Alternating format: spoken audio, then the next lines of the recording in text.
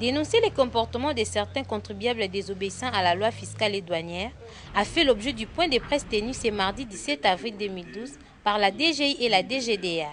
Au regard des échanges d'informations que nous avons eus depuis que le protocole d'accord a été signé, on a constaté qu'il y a beaucoup d'opérateurs économiques, et parfois pas des moindres,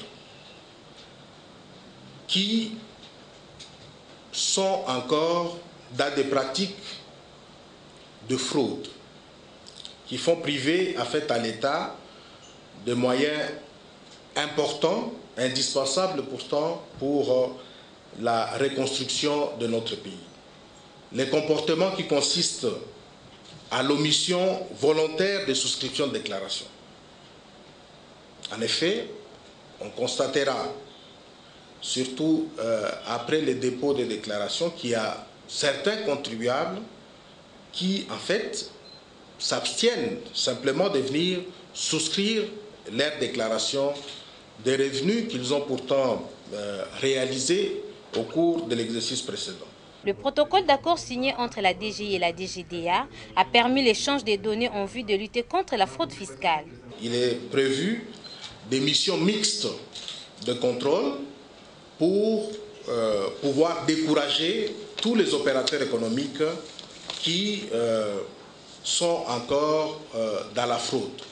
Jérôme Sekana, journaliste économique, a souhaité que la DGI et la DGDA ne s'arrêtent pas seulement à la dénonciation, mais aussi à la citation de ces criminels économiques et aux sanctions qui en sont prévues. Dioro Guiza, quant à lui, parle de l'existence des peines douanières infligées en cas d'infraction. Nous avons trois sortes de peines.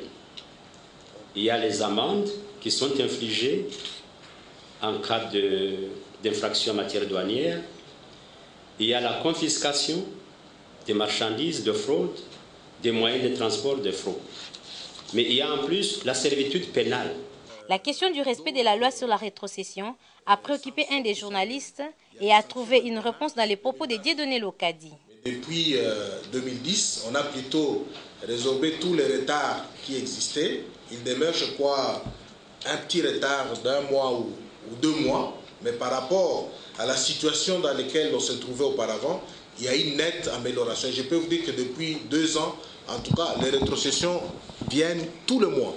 À la fin, le directeur général de l'institution ayant abrité ces points de presse a remercié les opérateurs économiques pour la réussite de l'application de la TVA. Il a par contre conclu que les pays perdent plus de 30% des recettes à cause de la fraude.